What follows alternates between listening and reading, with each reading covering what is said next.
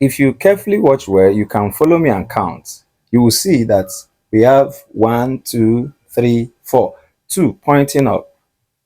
That's four pairs of walking legs, which totals eight.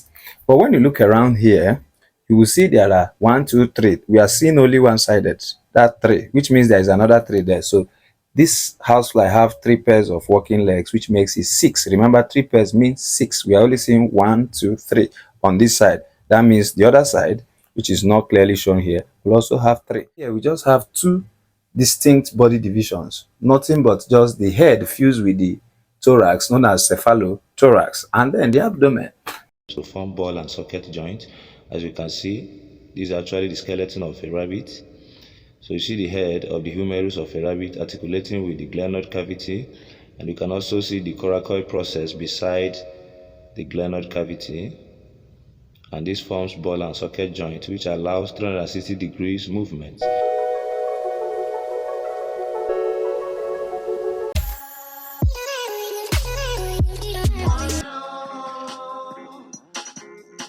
Welcome to the Majestic Tutorials. In this video, I'll be handling the specimen, the NECO specimen for this biology practical for NECO. I'll give you the highlights, the rundown of the specimen provided, and then I'll handle each specimen one after the other, getting them in details. Your job is to make sure to subscribe and ask your questions where necessary. You are at the right place. For you to visit here means you are going to be a blessing to us, and I assure you we will be a blessing to you. I will try my best to serve you. So the list of the specimen are: number one, specimen A is housefly, specimen B is spider, specimen C is pride of Barbados flower, specimen D is bean seed, specimen E is butterfly. As you can see them all behind me. Then specimen F is crayfish, then specimen G is grasshopper. So you see that this list of specimen focused mainly on the arthropods. So you will concern yourself well with the arthropods, meaning those that have jointed appendages. We have seen insects, insecta, and we have also seen the acrostacea, which is the crayfish. Remember that crayfish is not a fish, even though the name get fish for inside them. So no be say if you hear fish, you think say na fish. Somebody go be like, crayfish is now what? Is it cray meat? No. Crayfish is a crustacean belonging to the arthropods. It's an invertebrate, but what we call fish in biology should be a vertebrate. At least there should be backbone. All right. So as I go down, so it means there are many insects here. I have seen spider, which is now an arachnid, not an insect. Now I've seen a crayfish, which is now a crustacean, all still in the phylum Arthropoda. Sorry. So we go down. We also have after the crayfish, we have specimen G, the grasshopper. The specimen E is the humerus of a rabbit. We are now into anatomy. Then specimen I is femur of rabbit. Femur, some might call it femur, but whichever one you decide to call, it is still allowed. So femur is there. Then we have the orange fruit.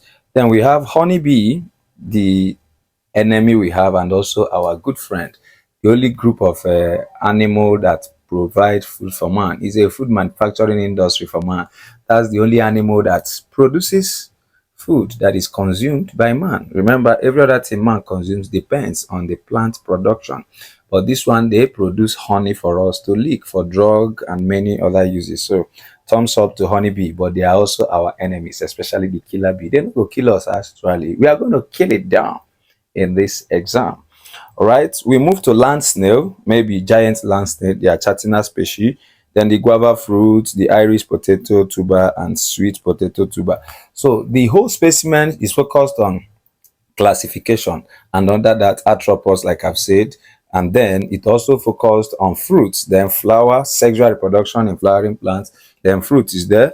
You can now see anatomy for mama. That's the skeleton of mama. They brought just parts of the appendicular skeleton, which are the humerus and the femur. So remember, femur is the longest bone in man, but not in rabbit. In rabbit, the tibia should be the longest bone. That's a fact. All right. Now, remember, there will be a live stream where I'll teach you how to draw all these specimens and entertain your question just a day before the final exam, where I'll open some of the secrets and clear your confusions. What you're going to do for me is make sure say you subscribe so that your ear go open where anytime I start, YouTube go notify you. And the live stream is going to happen here live at the Majestic Tutorial. I want to use this opportunity to say, now well done. No. And I thank you for helping me reach this 1K subscribers. Do you know what? I can now live stream in this my brand new channel. So thank you. God bless you all. Let's do more. Remember, my other channel, Majestic Tutorials Science channel, is there to focus on science experiments. So maybe if you are looking for what you can present during graduation ceremony for these SS3 students, you can go to my channel and make a choice. There are many scientific experiments you can demonstrate for your parents, for the parents, for the visitors. They will know that at least your students worth something. All right, so these are the things we should do to increase the interest of our people on science. How are we going to treat this specimen I've just called out now? We will start with at least, you see that number 1. But the headings I will be discussing each one, I organized it. There will be scientific name of each specimen, then the phylum. I won't run down the whole classification, but I will make sure I'll give you the phylum, the class, and the order possibly. So genus is what we skip here, but immediately I gave you immediately I mentioned scientific name, I've called exactly the genus name and the species name. Okay, but family is what we're going to skip here. Then I'll tell you the economic importance of each of the specimen, then the adaptive features of each of the specimen, then the habitats where they are found, then the mode of feeding where applicable, then the type of fruit where applicable. Which type of fruit is this? Then give reason for answer. The type of storage organ, because we have the tubers there. Then the control measures where applicable, like some of the insects that might constitute pests or become a problem to humanity or the existence of life. How do we control it? Then types of metamorphosis involved, because we have many arthropods here, many invertebrates that undergo gradual changes. Then the type of flower, the agent of pollination for that of pride of Barbados. So there are other things I will discuss, but these are the basic rundown. So I'm going to pick our number 1 man, which is the house fly. House fly over there. I want you to look at these 2 men now. Close to me, you see the spider is so I think the housefly here, and then the spider is here. But let me change the 2 now. Okay, here housefly is now here, and the spider is now here. If you watch well, this is specimen A and this is specimen B. If you carefully watch well, you can follow me and count. You will see that we have 1, 2, 3, 4, 2 pointing up. That's 4 pairs of walking legs, which totals 8. But when you look around here, you will see there are 1, 2, 3. We are seeing only one-sided, that 3, which means there is another 3 there. So this housefly have 3 pairs of walking legs, which makes it 6. Remember, 3 pairs means 6. We are only seeing 1, 2, 3 on this side. That means the other side, which is not clearly shown here, will also have 3. So you can now see the difference between these 2. You expect them to compare the 2. And again, not only these 2, you might also be told to compare the spider over here with any other insects like the grasshopper, the butterfly. So you should be prepared to entertain this type of question. All right. And then if you look well here, there is antenna, pair of antenna. Over here, there is nothing like what? Antenna. So then if you look at this very, very well, this housefly, we have 3 distinct body divisions. We have the head, the thorax, and abdomen. But over here, we just have 2 distinct body divisions. Nothing but just the head fused with the thorax, known as cephalothorax, and then the abdomen.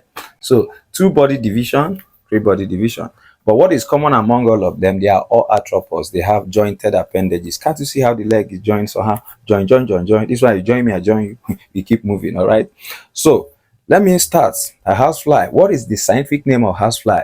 Because it's in house, and house is domestic, our home. So we call it Musca domestica. So the scientific name of housefly is Musca domestica. Then what's the phylum? Arthropoda. So what's the class? Insecta.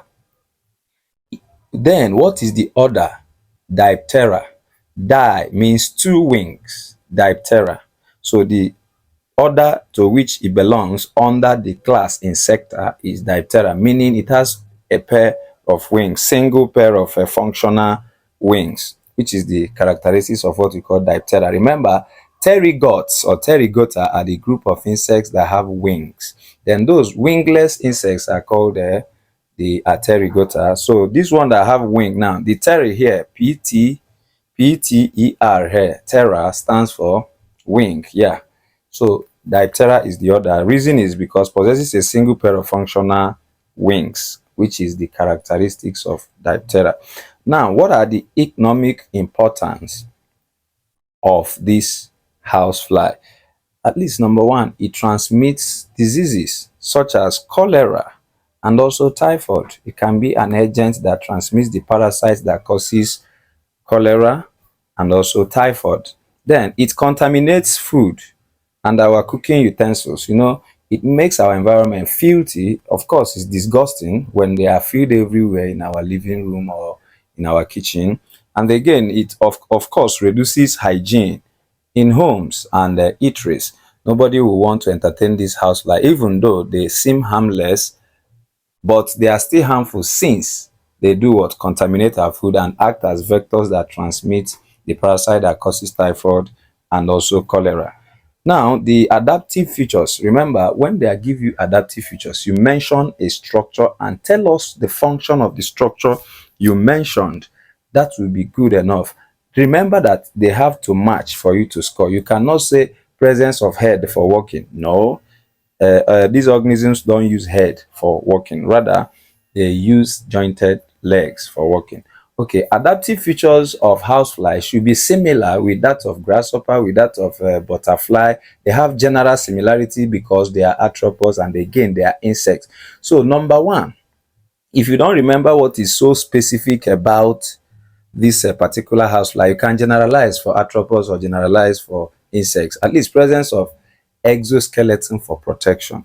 Then it also have a presence of a pair of antenna for sensation or as a tactile organ that is sensitive to touch. Wey be say if you touch am, you go know say you don touch am. So if you touch am, you go just shake. The Gen Zs, e get swag wey dey do anyhow. So we look at another adaptive feature is that it has a have I mentioned about three pairs of walking leg? Yes, have three pairs of jointed legs for walking. Then bringing it down to housefly only, we say presence of sponging mouth parts. So the type of mouth part present in housefly is sponging, like you are licking. It feeds on fluid, so it's a fluid feeder.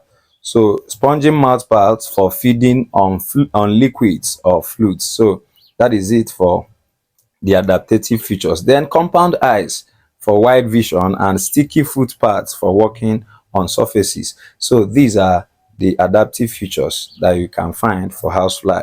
Now, what is the habitat of housefly? Warning, abeg, no come talk say the habitat of housefly na terrestrial habitat. Wetin that one come mean? It's terrestrial, but you have to be specific. Don't be too broad when you are discussing this habitat. So you need to tell us in human settlement, like where humans live. Do you understand me now? And dirty areas. You have also refuse dumps and where we can find our homes or domestic, let's say in our homes, we find it there.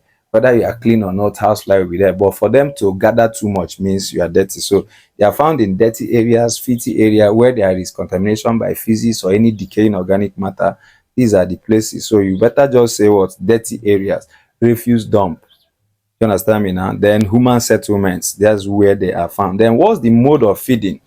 I've told you have a spongy mouth part, of course, and it leaks, and we find it more on dead decaying organic matter. So it is heterotrophic, but we might be more specific to say that it is saprophytic if it's on decaying matter. That's why we talk about refuse dump.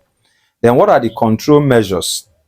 When you know that this can be disturbing, though it doesn't bite or sting, rather it does sponging. Sometimes it's not too good. So how do you do it? Proper sanitation. You keep your environment clean.